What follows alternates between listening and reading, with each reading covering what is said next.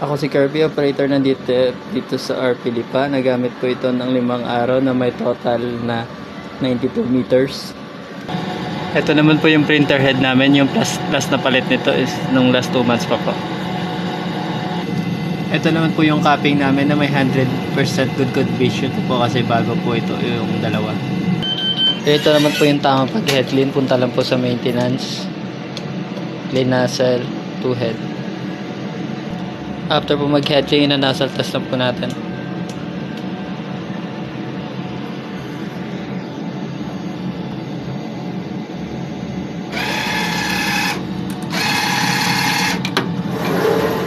So ayan po, okay naman po yung head natin. Ang yung system po is tama lang po yung level. Ang huling palit po ng damper dito is no last 2 months po yung sa all damper ng Collard. Ang waste tank po is kakalinis lang po kahapon. Andito naman po yung aming EBR. Andito naman po yung mga unused stock namin. Nandito po yung news sa kabila. Updated na rin po yung daily output recording namin sa system. Same din po sa consumables namin na nagamit this week. At updated na rin po yung physical inventory namin dito sa store.